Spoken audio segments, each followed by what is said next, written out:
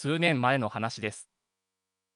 大学時代の先輩の妹、アルミさんが、ある合コンに参加しました。参加する男性側が、医者限定の合コンだったようで、アルミさんは、そこで30代半ばの外科医の人と懇意になり、連絡を取り合うようになったのです。アルミさんは24歳で、少し年は離れているものの、相手は見た目も爽やかで、話も面白く、ちょっといいな、と思い始めていました。お医者だから経済的にもしっかりしてるし、という打算的な気持ちもあったといいます。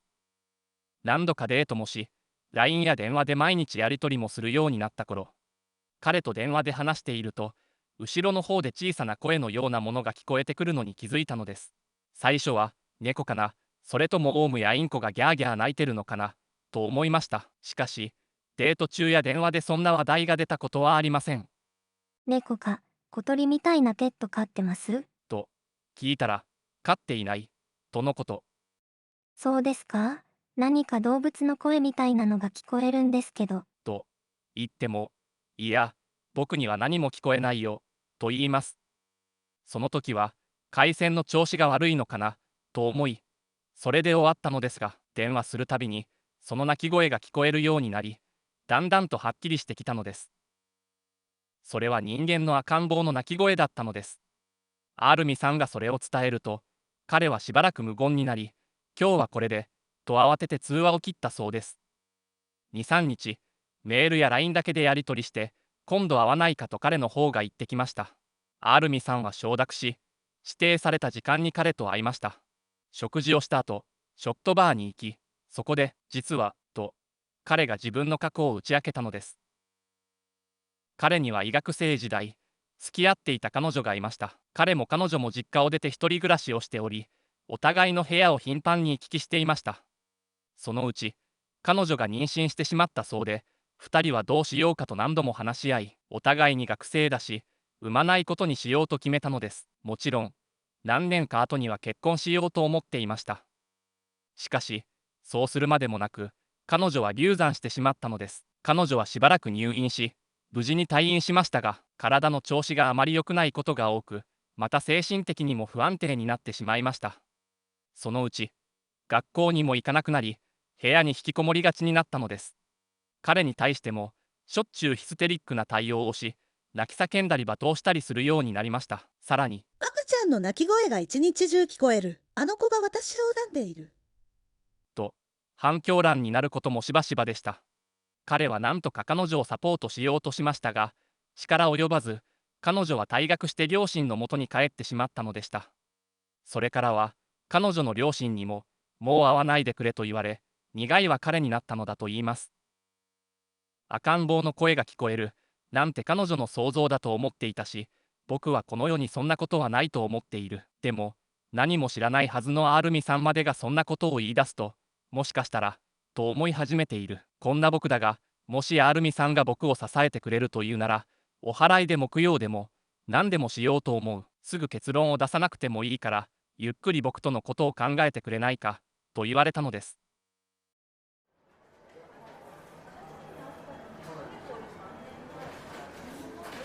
と、まあ、そういうことがあったんだよな。はあ、なるほど。居酒屋で向かいに座っている先輩は、私に酒を注ぎながら、ちらっと意味ありげに視線をよこしました。やれやれ、と思いつつ、で、妹さんは何て言ってるんです？と、私が聞くと、それが、迷っているらしいんだ。どうもその男のことを憎からず思っているらしくてな。先輩は肩をすくめます。いや、まあ、男として、その彼の事情もわからんではないんだ。普通に女性と付き合っていると、誰にでも起こり得ることだしさ。しかし、アールミの相手となったら話は別さ。そんな過去を持つ男と付き合い続けてほしくないし、ましてや結婚なんてことになったらな。はあ、まあ、いまいち反応の薄い私に、不満だったのか、お前にも妹さんや姉さんがいいんだろう。もし自分の兄弟だったら、どう思うよ。と、ちょっと身を乗り出してきました。確かに、いい気はしませんね。賛成はしかねます。私が言うと先輩は、そうだろうそうだろうとうなずきます。それでな、ちょっと聞いてほしいものがあるんだ。と、スマホを手に取りました。嫌な予感がしつつも、なんでしょう。と言うと、妹がその彼氏と電話している時に聞こえる赤ん坊の泣き声ってのが本当なのかどうか確かめたくてな、妹に言って会話を録音させたんだ。ああ。で、どうだったんですか？俺には聞こえなかった。そうなんですか。それで確かめてもらいたいんだよ、霊感持ちの前にな。胸の中でため息をつきました。私は幼い頃から人ならざる存在が見えたり聞こえたり感じたりする霊感体質です。私の妹もそんな力を持っています。ただあまり人に知られたくないので他人に吹聴したりしませんが、ちょっとした間違いでこの先輩にそのことを話してしまったのです。絶対に他の人に話したりしないでくださいと釘を刺し、それは守ってくれているようですが、たまにこういう相談事を持ちかけてくるのです。でも、何度も言ってますが。ああ、お祓いや除霊はできないんだろう。分かってるよ。そんなことを頼みゃしないさ。ただ音声を聞いておかしなものが聞こえるのかどうか確かめてくれりゃいいんだよ。いや、そういうことに一切関わりたくないんですが、と思いつつ、わかりました。とうなずきました。でも、いいんですか？妹さんのプライバシーが。そんな大したこと話しているわけじゃないよ。この間食べたあれが美味しかったとか、映画がどうとか、そんなもんだ。そう言いつつスマホをタップし、しばらく耳に当てていましたが、俺には本当に何にも聞こえないんだよな。とこちらに差し出してきました。ちょっと頭を下げて受け取り、深呼吸してから耳に当てました。女性と男性の会話が聞こえてきます。この間見に行った絵画展か何かの話をしているようでしたが、その会話の向こうで確かに赤ん坊の泣き声が聞こえます。